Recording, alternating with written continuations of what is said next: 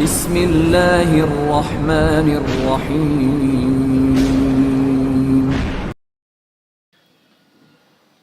بھید، اسرار سے بھرا ایک حیرت انگیز ناول۔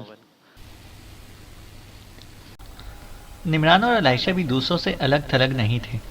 انہوں نے ایک دوسرے کی زندگی میں شامل ہونے کے باوجود اپنے جذبات پر قابو رکھا تھا، اور کہیں بھی ان کی کیفیت سے یہ احساس نہیں ہوتا تھا کہ وہ جذبات کے ہاتھوں مغلوب ہو رہے ہیں۔ اس تند و تیز دریا کو عبور کرنے کے سلسلے میں بحث ہو رہی تھی، اور بہت سی باتیں سوچی جا رہی تھیں۔ آگے کی جانب سفر کرنا اور ایسی جگہ کو تلاش کرنا جہاں دریا کا پاٹ چوڑا ہو اور پانی کی روانی سست پڑ گئی ہو، اس طرح سے مشکل کام قرار دیا جا رہا تھا، کیونکہ اصل مسئلہ سندھانیوں کا تھا۔ اب تک بہت سے سندھانیے ان کے ہاتھوں ہلاک ہو چکے تھے، اور ان کا ضمیر خوش نہیں تھا۔ ان میں سے کوئی بھی اپنے مقصد کی تکمیل کے لیے وحشت خیزی پر آمادہ ہونے والوں میں سے نہیں تھا۔ بس یہ زندگی بچانے کا مسئلہ تھا کہ سندھانیوں سے اس انداز میں جنگ کرنا پڑی، ورنہ ان سے ان کا کوئی جھگڑا نہیں تھا۔ یہاں تک کہ ہرمیت سنگھ اور شہباز خان تو شروع سے بھی اس قسم کی جھڑپ کرنے کے لیے تیار نہیں تھے جس میں انسانی زندگی کے ضیاع ہونے کا اندیشہ ہو۔ شروق نے جو مجرمانہ حرکت کی تھی، اس کے لیے وہ قانون کا مجرم تھا، اور یہ لوگ اسے اپنے طور پر کوئی سزا نہیں دینا چاہتے تھے، جبکہ سندھانیے تو ایک طرح سے بالکل ہی الگ تھلگ چیز تھے۔ لیکن کیا کہا جاتا، وہ سبھی سوچ رہے تھے کہ سندھانیوں سے جس قدر کم مت بھیڑ ہو بہتر ہے، اور اس کے لیے ہرمیت سنگھ نے یہی تجویز پیش کی تھی کہ آگے بڑھنے کی بجائے کوئی ایسی حکمت عملی تلاش کی جائے جس کے تحت یہیں سے دریا عبور کیا جا سکے۔ اس نے کہا، رات گزارنے میں کوئی حرج نہیں ہے، صبح کو ایک کوشش کریں گے۔ ہمارے پاس مضبوط رسہ موجود ہے، اور دریا کا پاٹ اتنا چوڑا نہیں ہے کہ رسے کی لمبائی ہمارے ساتھ نہ دے سکے۔ اس کے علاوہ گھوڑے تیرنا جانتے ہیں، اور ہمارے تمام گھوڑے چاقو چوبند اور طاقتور ہیں۔ چنانچہ ہم میں سے ایک سرا اس کی کمر سے یا گھوڑے سے باندھ دیں گے اور اسے دریا میں اتار دیں گے۔ وہ گھوڑے کی مدد سے دریا عبور کر جائے تو پھر دوسری طرف پہنچنے کے بعد وہ اس قسم کا بندوبست کر دے کہ یہ رسہ دوسری جانب باندھ دیا جائے، پھر ایک ایک آدمی گھوڑے کی پیٹھ پر بیٹھ کر رسے کو پکڑتے ہوئے دریا عبور کرے۔ میرا خیال ہے کہ اس میں تھوڑی دقت تو ضرور ہوگی، لیکن اگر ایسا ہو جائے تو تمام مشکلات حل ہو جائیں گی، ہرمیت سنگھ نے کہا۔ شہباز خان نے ہرمیت سنگھ کی تجویز سے اتفاق کیا، البتہ کرنل کسی قدر متفکر نظر آ رہا تھا۔ اس نے کہا، لیکن سب سے بڑا مسئلہ یہ ہے کہ کیا صرف رسے کی مدد سے دریا کے اس تند و تیز بہاؤ کا مقابلہ کیا جا سکتا ہے؟ ہم سب جو یہاں ہوں گے کرنل، اور ایک آدمی کو اس طرف بھیجا جائے گا۔ میں اپنے آپ کو اس کے لیے پیش کرتا ہوں، ہرمیت سنگھ نے کہا۔ یہ مطلب نہیں ہے بھائی، پیش کرنے کا جہاں تک معاملہ ہے تو ایک فوجی کی پوری زندگی ہی ایسی مہمات میں صرف ہوتی ہے، اور میں اس سلسلے میں تھوڑی بہت تربیت بھی لیے ہوئے ہوں، چنانچہ مجھ سے بہتر آدمی کوئی نہیں رہے گا، اور میں بڑی خوشی سے اپنے آپ کو اس کے لیے پیش کرتا ہوں، کرنل مقبول نے کہا۔ خیر، اس کا سوال ہی پیدا نہیں ہوتا ڈیڈی، جب تک میں موجود ہوں آپ لوگوں کو اس طرح کی کسی الجھن میں ڈالنا میری غیرت کے لیے ایک گالی ہے، نمران نے کہا۔ بھائی، بات جذباتی گفتگو کی نہیں ہو رہی، کام اگر کرنا ہے تو ہم میں سے کوئی ایک اسے کرے گا۔ شہباز خان نے بھی درمیان میں مداخلت کی۔ اہم مسئلہ یہ ہے کہ کیا پروگرام موزوں رہے گا؟ آگے بڑھنے کا مطلب یہ ہے کہ سندھانیوں سے پھر جنگ ہوگی، یہ تو سب ایک مجبوری ہے، وہ خود ہی ہم سے بھیڑ رہے ہیں، پتہ نہیں بیچاری شروق کا کیا حل ہوگا۔ میرا خیال ہے کہ وہ بدترین حالات کا شکار ہوگا، بے وقوف نے غلط منصوبہ بندی کر کے نہ جانے کتنے افراد کی زندگی خطرے میں ڈال دی ہے، شہباز خان نے کہا۔ اچانک ہی مستان کے حلق سے عجیب سی آوازیں نکلیں، اور وہ سب چونک کر اس کی طرف متوجہ ہو گئے۔ مستان عجیب حرکات کر رہا تھا، اس کی گردن ٹیڑھی ہو رہی تھی، بدن پر کپکپی سی طاری ہو رہی تھی، اور وہ کھسک کر ان کے پاس آنے کی کوشش کر رہا تھا۔ ارے ارے، کیا ہوا؟ ہرمیت سنگھ کے منہ سے نکلا، اور اس نے تیزی سے مستان کے قریب پہنچ کر اسے گود میں اٹھایا۔ کیا بات ہے مستان، کیا ہو گیا تمہیں؟ او ہو، مستان نے اپنے بے جان ہاتھ کی انگلی اٹھانے کی کوشش کی، بمشکل تمام اس کی انگلی سیدھی ہو سکی۔ تب شہباز کو احساس ہوا کہ وہ کوئی اشارہ کر رہا ہے۔ شہباز نے اس کی انگلی کی سیدھ میں دیکھا اور خود بھی چونک پڑا۔ فصیل نما پہاڑی کی بلندیوں پر اس کی چوٹی سے کافی نیچے ننھے منھے بے شمار جگنو چمک رہے تھے۔ ننھی ننھی روشنیوں کی ایک لمبی قطار متحرک تھی، اور بل کھاتی ہوئی سست رفتاری سے نیچے آ رہی تھی۔ روشنیوں کی قطار کے نیچے اترنے کی رفتار سست تھی، غالباً یہ ڈھلان خطرناک تھی۔ تمام لوگ چند لمحات کے لیے ذہنی طور پر معطل ہو گئے، وہ سکوت کے عالم میں یہ منظر دیکھ رہے تھے۔ مستان ہی نے انہیں سحر سے آزاد کیا۔ شر وہ سندھانیے ہیں، مستان نے کہا۔ لعنت ہے ان پر، انہوں نے بلا وجہ بیر باندھ رکھا ہے، شہباز خان نے جھنجھلائے ہوئے انداز میں کہا۔ ان کی تعداد کا اندازہ لگا رہے ہو شہباز؟ حمید سنگھ نے کہا۔ اس بار کا وقت بہت زیادہ ہے، شہباز خان نے اسی انداز میں کہا۔ نیچے پہنچنے میں انہیں دیر لگے گی، اس موقع سے فائدہ اٹھا کر ہمیں کچھ کر لینا چاہیے، حمید سنگھ نے کہا۔ ہاں ہاں، شہباز خان جیسے چونک پڑا، اور پھر اس نے چاروں طرف دیکھ کر کہا، دو ہی صورتیں ہیں، یا تو ہم اس تیز رفتار دریا کو عبور کر کے دوسری طرف نکل جائیں اور پھر وہیں سے آگے کا سفر کریں، یا اس کے بہاؤ کی سمت میں دوڑ پڑیں اور دور نکلنے کی کوشش کریں، شہباز خان نے کہا۔ کیا دریا کو عبور کرنے کا خطرہ مول لیا جا سکتا ہے؟ حمید سنگھ نے کہا۔ ہمیں کرنا ہوگا شہباز، اچانک پروفیسر حاتم فریدی نے کہا، اور سب چونک کر اسے دیکھنے لگے۔ پروفیسر نے وضاحت کرتے ہوئے کہا، حالانکہ ہم کسی راستے کا تعین کر کے آگے نہیں بڑھ رہے، لیکن جگہ جگہ ہمیں وہ نشانات مل رہے ہیں جن کی نشاندہی اس نقشے میں کی گئی ہے۔ اس کا مطلب ہے کہ کوئی غیر مرئی قوت ہماری رہنمائی کر رہی ہے۔ اس نے بے شمار واقعات اور حادثات کے باوجود ہمیں راستے سے بھٹکنے نہیں دیا۔ میری پیشن گوئی ہے کہ ہمیں ہماری منزل ضرور ملے گی، پروفیسر نے کہا۔ آپ کس طرح کہہ سکتے ہیں پروفیسر؟ شہباز خان نے کہا۔ سر جوڑے بیٹھی 3 چٹانیں جن کے درمیان ہمیں وہ لڑکی ملی تھی، اور اس کے بعد یہ ہلالی چٹان جو دریا کے کنارے کی اس چوٹی پر ہے، میں نے بہرحال وہ نقشہ دیکھا ہے۔ میرے خیال میں تبصرہ آرائی کا وقت نہیں ہے، ہم یہ سب کچھ بعد میں سوچ سکتے ہیں، پہلے یہاں سے آگے بڑھنے کے بارے میں فیصلہ کر لیا جائے، کرنل نے بلندیوں کی طرف دیکھتے ہوئے کہا۔ روشنیوں کی قطار پراسرار انداز میں غروب ہوتی جا رہی تھی۔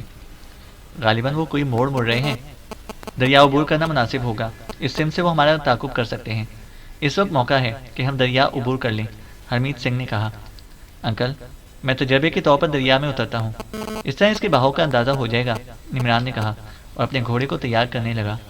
آپ میری کمر میں ایک رسہ باندھ دیں، میں گھوڑے کو دریا میں اتارتا ہوں۔ اگر یہ بآسانی دریا عبور کر گیا تو میں اس رسے کو دوسری طرف کسی مضبوط جگہ پر باندھ دوں گا، اور آپ لوگ اس کے سہارے گھوڑوں کی سمت دریا عبور کر لیجیے گا۔ بصورت دیگر اگر بہاؤ ناقابل عبور ہوا تو مجبوری ہے، پھر ہم یہی راستہ اختیار کریں گے، عمران نے کہا۔ میں یہ خطرہ مول نہیں دے سکتا، شہباز خان بولا۔ انکل، میں تیراکی میں تمغے حاصل کر چکا ہوں، زیادہ سے زیادہ ہمیں گھوڑے کا خطرہ مول لینا پڑے گا۔ میری کمر میں تو رسہ بندھا ہوگا، بہاؤ بہت خطرناک ہوا تو آپ لوگ مجھے واپس کھینچ لیجیے گا، عمران نے کہا۔ بادل نہ خواستہ یہ تجویز منظور کر لی گئی۔ عمران دیر کیے بغیر گھوڑے کی پشت پر سوار ہو گیا۔ حمید سنگھ نے ایک مضبوط رسہ عمران کی کمر سے باندھ دیا اور عمران نے گھوڑے کا رخ دریا کی طرف کر لیا۔ حمید سنگھ نے رسہ اپنی کمر میں بھی لپیٹ لیا تھا، اس کا دوسرا سرا احتیاط کے طور پر کرنل اور شہباز خان نے پکڑ لیا تھا، اور پھر عمران نے گھوڑے کو پانی میں اتار دیا۔ سمجھدار جانور نے تھوڑا سا احتجاج کیا، لیکن مالک کی رضا کے سامنے خاموش ہو گیا۔ سندھانی موڑ موڑ گھوم کر پھر نمودار ہوتے جا رہے تھے۔ کنارے سے چند قدم آگے بڑھتے ہی عمران کو بہاؤ کی قوت کا اندازہ ہونے لگا۔ گھوڑے کے قدم اکھڑنے لگے تھے۔ عمران نے سوچا کہ اگر تیرنا شروع کرے تو یہ مشکل حل ہو جائے گی، چنانچہ اس نے گھوڑے کی پشت پر ہاتھ مار مار کر اسے آگے بڑھانا شروع کر دیا۔ کنارے پر کھڑے لوگ مختلف کیفیت کا شکار تھے۔ حمید سنگھ آہستہ آہستہ کنارے کی سمت آ رہا تھا۔ حکم میں کھڑے ہوئے لوگ بھی رستے کو مضبوطی سے پکڑے ہوئے عمران کی کارروائی دیکھ رہے تھے۔ عمران گھوڑے کے قدم اکھڑ جانے کی وجہ سے تھوڑی دیر تک تو بہاؤ کی سمت میں چلتا رہا، اور اس کے بعد اس نے اچانک گھوڑے کا رخ تبدیل کر دیا۔ حمید سنگھ کو یہ اندازہ نہیں ہو پا رہا تھا کہ عمران کی کیفیت کیا ہے، اور گھوڑے کے پاؤں پانی میں اکھڑ چکے ہیں۔ اچانک ایک شدید جھٹکا لگا، گھوڑا رخ بدلنے کی وجہ سے دریا کی درمیانی سمت میں پہنچا تھا، اور پانی کے ریلے نے اسے اٹھا کر پوری قوت سے آگے پھینکا تھا۔ حمید سنگھ کی کمر میں رسہ بندھا ہوا تھا اور وہ کنارے پر موجود تھا، چنانچہ اس شدید جھٹکے سے اس کے پاؤں بھی زمین سے اکھڑ گئے اور وہ 3-4 فٹ اونچا اچھل کر دریا کے کنارے پانی میں گر پڑا۔ کنارے پر کھڑے لوگوں کو ایک لمحے میں اندازہ ہو گیا کہ عمران کا گھوڑا اب پانی کے بہاؤ کی زد میں ہے، لیکن اس سے زیادہ خطرناک صورتحال حمید سنگھ کی تھی۔ دہشت بھری چیخوں کے ساتھ دوسرے لوگوں نے برق رفتاری سے آگے بڑھتے ہوئے رستے کو پکڑنے کی کوشش کی، لیکن صرف ایک لمحے میں رستے کا آخری سرا بھی کنارے سے دوسری طرف پہنچ گیا، اور انہوں نے خوف بھری نظروں سے عمران کے گھوڑے کو دریا کے بہاؤ پر بہتے ہوئے دیکھا۔ عقب میں حمید سنگھ رستے کے ساتھ پانی پر گھسٹتا ہوا چلا جا رہا تھا۔ وہ کئی بار پانی کی سطح پر ابھرا، لیکن اس کے بعد پانی میں غروب ہو گیا۔ کنارے پر کھڑے لوگ بے اختیار چیخ رہے تھے، اور ان کے چہرے خوف اور دہشت سے بگڑ گئے تھے۔ مستان نے پہاڑ کی سمت میں دیکھا۔ مشعلیں جو پہلے ننھے ننھے جگنوں کی مانند نظر آ رہی تھیں اب واضح ہو گئی تھیں، اور اس کے ساتھ ہی سندھانیوں نے اپنی مخصوص وحشتناک آواز میں چیخنا شروع کر دیا۔ نمران اور حمید سنگھ تو چند ہی لمحات کے بعد نظروں سے اوجھل ہو گئے اور کنارے پر کھڑے لوگ دیوانوں کی طرح چیختے رہے اور پھر ان کی چیخوں پر مستان کی آواز بھاری ہو گئی۔ شر شر سندھانیے آگے۔ انہوں نے پلٹ کر سندھانیوں کو دیکھا۔ چیخوں کی آوازیں تو ان کے کانوں میں بھی آ رہی تھیں۔ سندھانیے اس وقت زیادہ وحشتناک ہو رہے تھے اور ان کی تعداد کے بارے میں کوئی صحیح اندازہ نہیں لگایا جا سکتا تھا۔ مشعلوں کی جو لمبی قطار انہوں نے پہاڑ کی بلندیوں سے اترتی ہوئی دیکھی تھی، وہ ظاہر یہ کرتی تھی کہ اس بار سندھانیوں نے اپنی پوری قوت جمع کر لی ہے اور اب صرف ایک ہی راستہ تھا۔ زندگی بچانے کے لیے وہ لوگ دریا کے کنارے دوڑے۔ تمام سامان زمین پر انبار تھا، صرف گھوڑے تھے جنہیں استعمال کیا جا سکتا تھا۔ سندھانیے اب دامن کے آخری سرے تک پہنچ گئے تھے اور اس کے بعد اگر وہ گھوڑے دوڑاتے ہوئے اس طرف آتے تو یہاں پہنچنے میں انہیں چند لمحات سے زیادہ نہ لگتے۔ شہباز خان کے ذہن پر دیوانگی طاری تھی، لیکن اس وقت دیوانگی کا مظاہرہ بہت خوفناک ثابت ہو سکتا تھا۔ چنانچہ اس نے اپنے گھوڑے کی جانب چھلانگ لگائی۔ یہاں فطرت انسانی کا وہ اہم جزو سامنے آ گیا جس کے تحت چاہے غیر شعوری طور پر صحیح اپنی زندگی مقدم ہو جاتی ہے، اور شاید اس وقت ہر شخص پر یہی کیفیت طاری تھی سوائے کرنل مقبول کے، کیونکہ اس کا بیٹا پانی کے بہاؤ کی نظر ہو گیا تھا۔ تاہم ایک بہادر فوجی ہونے کی حیثیت سے اس نے اپنے اعصاب کو قابو میں رکھا۔ عائشہ سحر زدہ سی دریا کے پانی کی جانب دیکھ رہی تھی۔ دوسرے لوگ اپنے اپنے گھوڑوں کی پشت پر سوار ہو چکے تھے۔ کرنل پھرتی سے آگے بڑھا اور اس نے خود بھی ایک گھوڑا سنبھال لیا۔ پھر دوسرے لمحے اس نے عائشہ کی کمر میں ہاتھ ڈال کر اس کے پھول جیسے بدن کو اپنے سامنے گھوڑے پر بٹھا لیا۔ اس دوران چرن گپتا، پروفیسر حاتم فریدی، مستان اور شہباز خان اپنے اپنے گھوڑوں کو ایڑ لگا چکے تھے۔ چنانچہ کرنل نے بھی اپنے گھوڑے کو ایڑ لگا دی اور پھر وہ وحشت کے انداز میں گھوڑے کو دوڑا رہا تھا۔ دوسری طرف سندھانیوں نے فائرنگ شروع کر دی تھی۔ اگر ان کی بندوقیں قدیم انداز کی نہ ہوتی تو یقینی طور پر یہ لوگ سندھانیوں کی رینج میں آ گئے ہوتے، لیکن ان کی توڑے دار بندوقیں اور ناقص ہتھیار بہت کارآمد ثابت نہ ہوئے اور ان کے گھوڑے زکندے بھرتے ہوئے دریا کے کنارے بے جگری سے دوڑنے لگے۔ اس وقت تمام ہی لوگ صورتحال سے وحشت زدہ ہو چکے تھے اور ان کی اس بھاگ دوڑ میں عقل و دانش کا دخل نہیں رہا تھا۔ چنانچہ ہر شخص ایک دوسرے سے بے نیاز زندگی بچانے کی فکر میں سرگرداں تھا۔ یہاں فطرت انسانی کھل کر سامنے آ گئی۔ اقدار، مروت، تمام چیزیں ان کے وجود میں اب بھی موجود تھیں، لیکن ایثار کا جذبہ اس ہنگامی کیفیات کی نظر ہو گیا تھا۔ چنانچہ جس کا منہ جدھر اٹھ رہا تھا وہ دوڑ رہا تھا۔ تاہم دریا کے کنارے کو انہوں نے نہیں چھوڑا تھا۔ اب یہ نہیں کہا جا سکتا تھا کہ آگے چل کر کیا راستہ اختیار کیا جائے۔ وہ راستوں کا تعین بھی نہیں کر رہے تھے اور اس وقت ان کی زندگی بچانے کا دار و مدار صرف گھوڑوں کے شانوں پر آ ٹھہرا تھا۔ چنانچہ وہ بھی مالک کے اشارے پر جان کی بازی لگا کر دوڑ رہے تھے، یہ جانے بغیر کہ آگے کیا ہے۔ خوش قسمتی سے دریا کے کنارے سپاٹ تھے اور یہاں گھوڑوں کو دوڑنے میں کوئی ایسی رکاوٹ نہ تھی جس سے گھوڑوں کو دوڑنے میں تکلیف ہوتی۔ کرنل مقبول عائشہ کو سنبھالے ہوئے تھے اور وہ تمام لوگ اس کی نگاہوں سے اوجھل ہو چکے تھے جو اس کے ساتھ دوڑے جا رہے تھے۔ اس کے گھوڑے نے ذرا سا رخ تبدیل کیا تھا اور دریا کے سپاٹ کنارے کو چھوڑ کر وہ بائیں سمت کافی دور نکل گیا تھا، لیکن کرنل نے ہوش و حواس پر قابو پاتے ہوئے گھوڑے کے رخ کو تبدیل کرنا شروع کر دیا اور تھوڑی دور پہنچنے کے بعد اس نے وہی سیدھ اختیار کر لی جدھر دوسرے گھوڑے دوڑ رہے تھے، لیکن فاصلہ زیادہ ہونے کی وجہ سے وہ اپنے ساتھیوں کو نہیں دیکھ سکتا تھا۔ سندھانیوں کی رائفلوں کی دھائیں دھائیں جنگل کے سناٹے کو مجروح کر رہی تھی اور یہ آواز پانی کے شور پر حاوی تھی، اور سندھانیوں کے بارے میں یہ اندازہ نہیں لگایا جا سکتا تھا کہ وہ پھیل کر تعاقب کر رہے ہیں یا ان کی طرح سیدھ میں دوڑ رہے ہیں، لیکن ان کی چلائی گئی گولیوں میں سے ایک گولی ابھی تک کرنل مقبول کے آس پاس سے نہیں گزری تھی۔ وہ آتشی ہتھیاروں کا ماہر تھا اور ایسی صورتحال کا بخوبی اندازہ لگا سکتا تھا۔ چنانچہ اسے یہ علم چند لمحات کے بعد ہی ہو گیا کہ سندھانی یقینی طور پر صرف کنارے پر ہیں۔ عائشہ کو بچانے کی ذمہ داری اب اس پر تھی اور اس نے تمام باتیں چند لمحات کے لیے ذہن سے نکال دی تھیں۔ وہ صرف برق رفتاری سے اپنے گھوڑے کی لگامیں سنبھالے ہوئے گھوڑے کو آگے ہی آگے بڑھا رہا تھا اور اس کی کوشش یہی تھی کہ باقی لوگوں سے جا ملے، لیکن دوسرے لوگوں کے گھوڑوں کے قدموں کی چاپ یہاں تک سنائی دے رہی تھی، جس کا مطلب تھا کہ فاصلہ خاصا زیادہ ہو گیا ہے۔ وہ گھوڑا دوڑاتا رہا اور رفتہ رفتہ اسے یہ احساس ہوا کہ بندوق کی آوازیں اب معدوم ہوتی جا رہی ہیں۔ نیچے چٹانی زمین تھی، لیکن مٹی اتنی سخت نہیں تھی کہ گھوڑوں کے کھر زخمی ہو جاتے۔ وہ تیز رفتاری سے گھوڑا دوڑاتا رہا اور پھر اسے اپنے سامنے درختوں کا ایک سلسلہ نظر آیا، گویا ایک بار پھر جنگل شروع ہو چکا تھا۔ یہاں گھوڑے کی رفتار کو کنٹرول کرنا ضروری تھا۔ اس برق رفتاری سے دوڑتا ہوا گھوڑا کسی درخت سے بھی ٹکرا سکتا تھا اور اس کے گھوڑے سمیت ان کا جو حشر ہوتا، اس کا اندازہ کرنل کو بخوبی تھا۔ چنانچہ اس نے گھوڑے کی رفتار سست کرنا شروع کر دی۔ اور جنگل کے سرے سے اندر داخل ہوتے ہوئے گھوڑا کافی حد تک اس کے قابو میں آ گیا۔ وفادار جانور اپنے مالک کا تحفظ بھی کرنا جانتا تھا، چنانچہ وہ خود بھی اپنی رفتار کو سنبھال رہا تھا اور درختوں سے بچتا ہوا مسلسل آگے بڑھ رہا تھا۔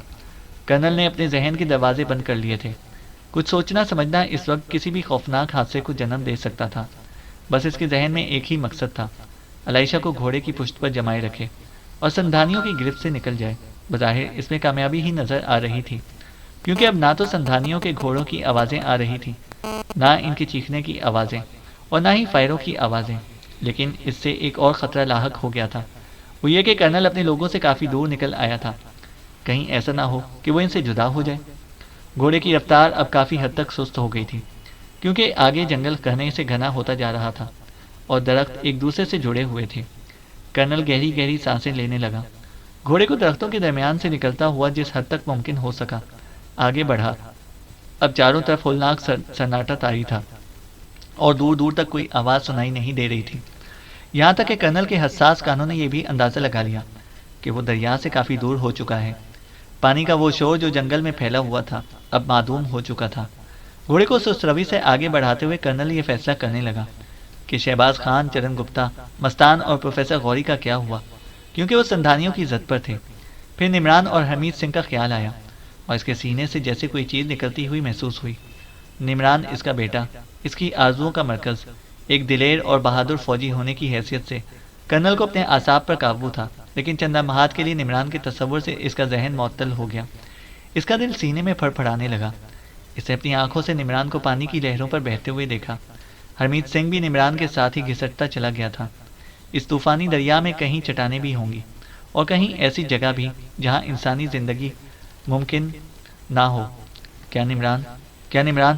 اس کے حلق سے ایک سسکی سی نکل گئی اور اچانک ہی اس نے علیشہ کا ہاتھ اپنے شانے پر محسوس کیا۔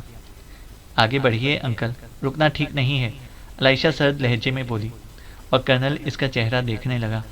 علیشہ کے تاثرات تو رات کی تاریکی کی وجہ سے اس کی سمجھ میں نہ آ سکے، لیکن اس کا انداز پرسکون تھا، جبکہ ایک لڑکی ہونے کی حیثیت سے اسے زیادہ مضطرب ہونا چاہیے تھا۔ پھر کرنل کو خیال آ گیا کہ علیشہ کوئی عام لڑکی نہیں ہے، بہرطور وہ اس کی ذمہ داری تھی، اور اس وقت کوئی ایسا احساس مناسب نہیں تھا، کیونکہ کرنل کو علیشہ کو بھی سنبھالنا تھا۔ البتہ وہ یہ ضرور چاہتا تھا کہ کسی بھی طرح اپنے بقیہ ساتھیوں سے جا ملے۔ چنانچہ شدید اعصابی اور جسمانی تھکن کے باوجود اس نے ایک بار پھر گھوڑے کو داہنی سمت میں ڈالنے کی کوشش کی اور رفتہ رفتہ اسے آگے بڑھاتا رہا۔ وہ خود بھی گھوڑے کو کنٹرول کر رہا تھا اور اسے درختوں سے بچاتا ہوا آگے بڑھا رہا تھا۔ بہت سے وسوسے اور بہت سے خیالات اس کے دل میں تھے۔ آگے کسی بھی جگہ وحشی جانوروں سے سامنا ہو سکتا تھا اور ان سے نمٹنے کے لیے کرنل کے پاس کچھ نہیں تھا، لیکن صرف یہ سوچ اسے روک نہیں سکتی تھی۔ وہ بڑی پامردی سے حالات کا مقابلہ کرتا آگے بڑھتا رہا۔ علیشہ بالکل خاموش تھی۔ کافی دیر اس طرح سفر کرتے گزر گئے، لیکن جنگل کا یہ سلسلہ ختم نہ ہوا۔ نہ جانے دریا سے کتنا فاصلہ ہو چکا تھا۔ پھر ایک چٹانی دیوار نے ان کا راستہ روک لیا۔ دیوار بالکل سیدھی تھی اور اس پر چڑھنے کا تصور بھی نہیں کیا جا سکتا تھا۔ اس کے سامنے دامن میں چھوٹے تنوں والے عجیب سے درخت پھیلے ہوئے تھے، جن میں رس بھری کی قسم کے پھل لٹک رہے تھے، مگر بغیر پتوں والے۔ فضا میں میٹھی میٹھی بو پھیلی ہوئی تھی۔ یہاں آ کر کرنل رک گیا اور اس نے دیوار کا جائزہ لیا اور پھر ٹھنڈی سانس لے کر گھوڑے کو دیوار کے ساتھ ساتھ آگے بڑھانے لگا۔ گھوڑا بھی محتاط نظر آ رہا تھا۔ کرنل سماعت کی پوری قوت صرف کر رہا تھا کہ پانی کا شور سنائی دے جائے۔ ہو سکتا ہے چٹانی دیوار اس کے اور دریا کے درمیان حائل ہو، لیکن دور دور تک کوئی آواز سنائی نہ دی۔ دیوار کا سلسلہ بھی طویل ترین تھا۔ گھوڑے کی رفتار بہت سست تھی، چنانچہ کرنل نیچے اتر آیا اور اس کی لگامیں پکڑ کر چلتا رہا۔ پھر وہ ایک ایسی جگہ پر پہنچ گیا جہاں دیوار گھوم گئی تھی اور اس طرح نہ جانے کہاں تک چلی گئی تھی۔ کرنل رک گیا۔ اب اس میں آگے بڑھنے کی سکت نہ رہی تھی۔ ادھر کرنل اور علیشہ اس مصیبت کا شکار تھے، دوسری طرف شہباز خان، پروفیسر حاتم فریدی، مستان اور چرن گپتا زندگی اور موت کی کشمکش میں مبتلا تھے۔ سندھانیوں نے کرنل مقبول کا راستہ کٹتے ہوئے تو نہیں دیکھا تھا، لیکن وہ سامنے دوڑنے والے گھوڑ سواروں کا تعاقب کر رہے تھے۔ مجبوری کی حالت میں ان لوگوں کو اس افراتفری کے عالم میں بھاگنا پڑا تھا اور ان کا کافی سامان عقب میں رہ گیا تھا۔ بس شہباز خان اور چرن گپتا کے پاس رائفلیں تھیں جو انہوں نے نہ جانے کس طرح سنبھال رکھی تھیں، اور اس افراتفری کے عالم میں دوڑتے ہوئے وہ بس یہی رائفلیں اپنے ساتھ لا سکے تھے۔ یہ دو رائفلیں ان لوگوں کے لیے بیکار تھیں، اور اب صرف ایک ہی چارہ کار تھا کہ گھوڑے کو طوفانی رفتار سے دوڑاتے رہیں اور جس طرح ممکن ہو سکے سندھانیوں سے دور نکل جائیں۔ سندھانی مسلسل ان کا تعاقب کر رہے تھے، لیکن ان کی گولیاں ان تک نہیں پہنچ پا رہی تھیں۔ البتہ گھوڑوں کو ایک ہی رفتار سے دوڑاتے رہنا بھی کاردار تھا، اور اس وقت وہ اپنی تمام تر توجہ اسی پر صرف کیے ہوئے تھے۔ کئی بار شہباز خان نے پلٹ کر دیکھا اور اسے سندھانی اپنے تعاقب میں نظر آئے۔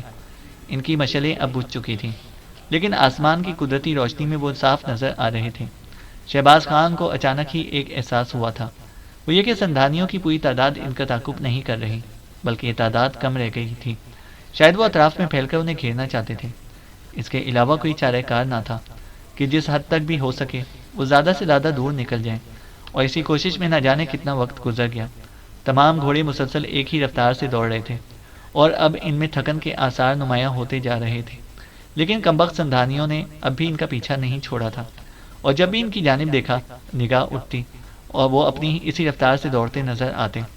آگے چل کر راستے کی کیفیت بھی تبدیل ہو گئی۔ انہوں نے دریا کا کنارہ نہیں چھوڑا تھا، لیکن اب وہ جس جگہ موجود تھے وہاں ہموار راستے کی بجائے پتھریلی چٹانیں نظر آ رہی تھیں۔ بعض جگہ اونچے اونچے ٹیلے بھی تھے جو دور دور تک بکھرے ہوئے تھے۔ یہ نہیں کہا جا سکتا تھا کہ یہ راستہ آگے چل کر کیا رخ اختیار کر جائے گا۔ بعض ٹیلے دریا کے وسط میں بھی نظر آ رہے تھے، اور اس کے ساتھ ہی احساس بھی ہو رہا تھا کہ یہاں دریا کا بہاؤ کم ہے۔ شہباز خان نے ایک لمحے کے لیے دل میں سوچا کہ کاش پانی سے گزرنے کا تجربہ کرنے کی بجائے وہ سامنے ہی آگے بڑھتے رہتے اور اس طرح کوئی ایسی جگہ تلاش کر لیتے جہاں سے دریا پایاب ہو سکے۔ یہ ٹیلے اس بات کا مظہر تھے کہ یہاں دریا کا پارٹ چوڑا ہو چکا ہے اور اس کے بہنے کی رفتار کسی قدر مدھم تھی، لیکن اب وقت ہاتھ سے نکل گیا تھا۔ سندھانی کسی بھی قیمت پر انہیں چھوڑنے کو تیار نہ تھے اور مسلسل فائرنگ کرتے ہوئے آگے بڑھ رہے تھے۔ ہاں، ان کی فائرنگ میں اب شدت نہیں رہی تھی، بس وہ وقتاً فوقتاً نشانہ لے کر گولیاں چلاتے اور چند لمحات کے لیے خاموش ہو جاتے۔ شاید اب وہ انہیں زندہ پکڑنا چاہتے تھے۔ کافی دور نکلنے کے بعد ایک گہرائی میں اترنا پڑا۔ درے کی شکل کی یہ گہرائی زیادہ نہیں تھی، لیکن اتنی تھی کہ ان کے گھوڑے سندھانیوں کی نگاہوں سے محفوظ ہو گئے۔ لیکن پھر اچانک ہی شہباز خان کے کانوں نے دھائیں دھائیں کی آوازیں سنی، اور اس کے کانوں نے یہ آواز پہچان لی۔ سندھانیوں کی توڑے دار بندوقوں کی آواز ذرا مختلف ہوتی تھی، لیکن یہ نئی فائرنگ کی جو آواز تھی، ان میں جدید ترین رائفلوں کا استعمال کیا جا رہا تھا۔ پھر ایک دو دھماکے بھی ہوئے جن کے بارے میں شہباز خان نے اندازہ لگایا کہ وہ یقیناً دستی بموں کے دھماکے ہیں۔ شہباز خان کے چہرے پر حیرت کے آثار پھیل گئے۔ دوسرے لوگوں نے بھی یہ کیفیت محسوس کر لی۔ پروفیسر حاتم فریدی نے گردن گھما کر کہا، شہباز خان، اس تبدیلی کو محسوس کر رہے ہو؟ او ہو، دیکھا، غالباً وہ چیخوں کی آوازیں ہیں، یقینی طور پر سندھانی۔ پروفیسر جملہ پورا نہ کر سکا۔ رائفلوں کی آوازیں تیز سے تیز تر ہوتی چلی جا رہی تھیں، اور ان میں انسانی چیخیں بھی ابھرتی جا رہی تھیں۔ یہ چیخیں واضح طور پر سنائی دے رہی تھیں، اور اب اس میں کوئی شک نہیں تھا کہ سندھانی کسی اور سے نبرد آزما ہو گئے تھے۔ لیکن وہ کون تھے جنہوں نے اس وقت ان لوگوں کی ایسی بھرپور مدد کی تھی؟ گھوڑے غیر ارادی طور پر روک لیے گئے اور وہ صورتحال کا جائزہ لے رہے تھے۔ دفتن ہی شہباز خان کو داہنی سمت ایک ایسی جگہ نظر آ گئی جس سے گزر کر اوپر پہنچا جا سکتا تھا۔ اسے فوراً ہی اپنے گھوڑے کو ایڑ لگا کر اس طرف دوڑا دیا۔ چند ہی لمحات کے بعد وہ اس درے سے باہر نکل آیا تھا۔ باقی لوگوں نے بھی اس کی تقلید کی اور وہ دور دور تک نگاہیں دوڑانے لگے۔ جہاں سے اس درے کا آغاز ہوتا تھا وہیں پر سندھانیوں کو روک لیا گیا تھا، اور وہ جو کوئی بھی تھے سندھانیوں پر مسلسل فائرنگ کر رہے تھے، بلکہ ان کے پاس بموں کی اچھی خاصی تعداد معلوم ہوتی تھی۔ چنانچہ کئی بار لپکتے ہوئے شعلوں میں انہوں نے سندھانیوں کو گھیرے ہوئے دیکھا۔ دھماکے بھی سنائی دے رہے تھے۔ سب کے چہرے حیرت کی تصویر بنے ہوئے تھے۔ پھر انہوں نے اچانک ہی اپنی رائفلوں کو محسوس کیا اور شہباز خان آہستہ سے بولا، پروفیسر، اگر ہم تھوڑا سا آگے بڑھ کر اس ٹیلے میں پہنچ جائیں تو میرا خیال ہے کہ اپنی مدد کرنے والوں کی مدد کر سکتے ہیں۔ چرن گپتا کہنے لگا، اس کے برعکس اگر ہم یہاں سے آگے بڑھ جائیں تو کیا حرج ہے؟ میرا خیال ہے چرن گپتا، ایسا نہ کریں، بلکہ اس وقت ان لوگوں کی مدد کرنا مناسب ہے جنہوں نے سندھانیوں کو ہمارے تعاقب سے روک دیا ہے۔ اگر وہ سندھانیوں سے مروب ہو گئے تو سندھانی ان کے بعد ہمارے پیچھے لگے رہیں گے۔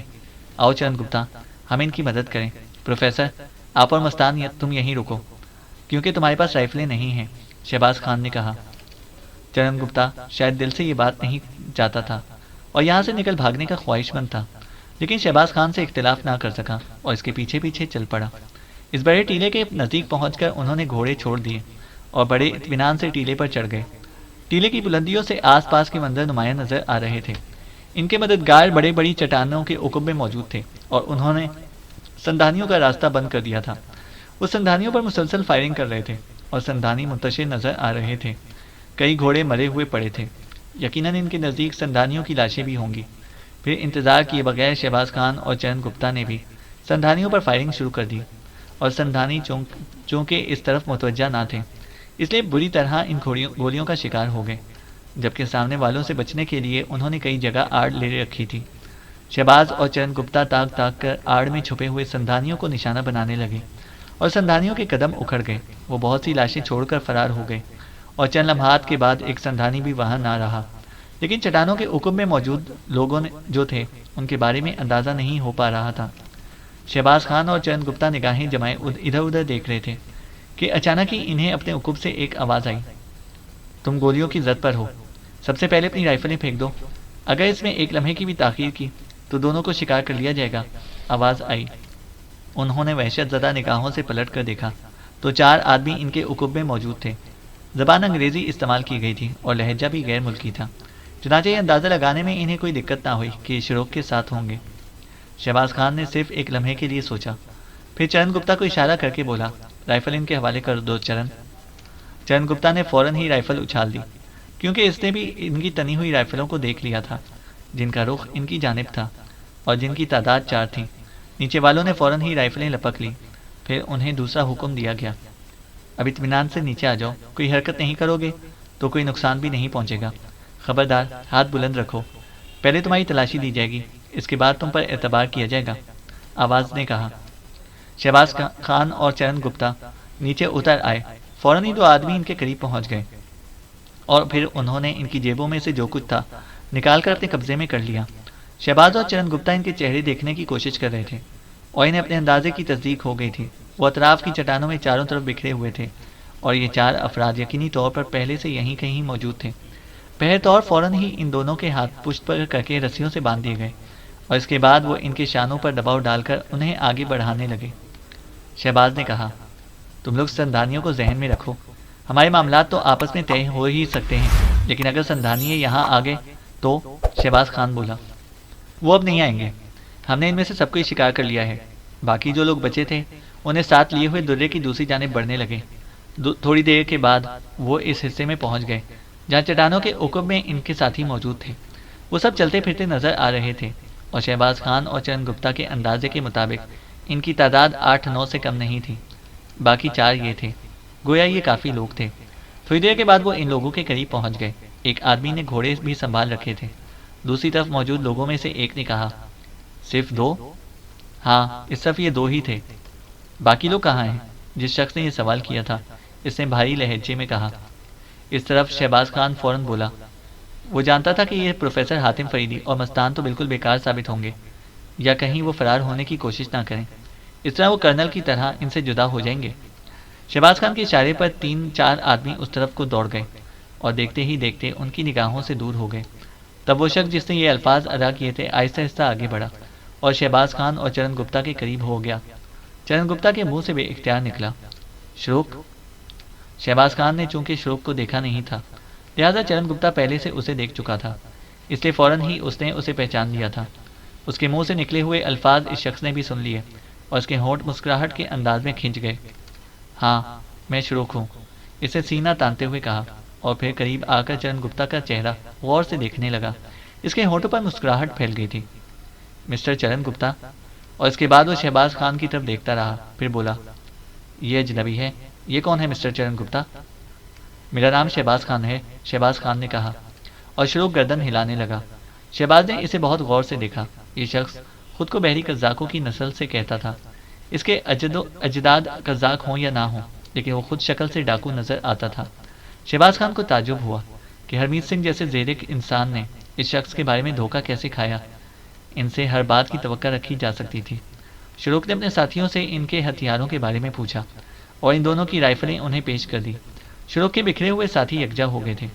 پھر وہ بھی آ گئے جو پروفیسر اور مستان کو لینے کے لیے گئے تھے۔ پروفیسر حاتم فریدی اور مستان ان کے قبضے میں تھے۔ صرف 2؟ شروق گرایا، اور کہاں ہیں؟ یہ 2 ہی تھے۔ اور کہاں ہیں؟ شروق نے دھاڑ کر پوچھا۔ اس بار مخاطب شہباز خان اور چرن گپتا تھے۔ منتشر ہو گئے، شہباز خان نے جواب دیا۔ کب، کیسے؟ شروق نے پوچھا۔ سندھانیوں نے حملہ کیا تھا۔ شہباز نے پوری تفصیل شروق کو بتا دی اور وہ بے بسی سے تل ملانے لگا اور کہنے لگا، افسوس، افسوس، کچھ امید بندی تھی، وہ بھی ختم ہو گئی۔ باقی سندھانی تمہارا اسباب لوٹنے کے لیے رک گئے ہوں گے۔ اوہ، ہمیں تمہاری نہیں، تمہاری خوراک کی ضرورت تھی، وہ بھی گئی، وہ بھی گئی، اور تم سب گدھے ہو۔ شروق نے کہا۔ ہمارا اسلحہ بھی ان کے ہاتھ لگ گیا، شہباز خان نے کہا۔ اسلحے کی کوئی کمی نہیں ہے میرے پاس، انبار ہیں اس کے، مگر خوراک، خوراک، شروق عجیب سے لہجے میں بولا۔ پھر سے اپنے دو ساتھیوں کو دیکھتے ہوئے کہا، انہیں باندھو یہاں پر اور بٹھا دو۔ رسیوں کے ٹکڑوں سے ان کے ہاتھ کس دیے گئے، کسی نے تعارض نہ کیا۔ رات آہستہ آہستہ گزر رہی تھی۔ انہیں یہاں بٹھانے کے بعد دو آدمی ان پر پہرا دینے لگے۔ شروق اپنے بقیہ ساتھیوں کے ساتھ اس طرف کو چل پڑا جہاں سندھانیوں کی لاشیں پڑی ہوئی تھیں۔ وہ شاید ان کی تلاشی لینے گیا تھا۔ چاروں قیدی خاموش بیٹھے ہوئے تھے۔ ان کے چہرے تشویش و پریشانی کے آئینہ دار تھے۔ ہر شخص اپنے طور پر ان حالات کے بارے میں سوچ رہا تھا۔ چینل کو سبسکرائب کریں اور بیل آئیکن کو پریس کریں تاکہ ہماری ہر اپڈیٹ آپ کو بر وقت مل سکے۔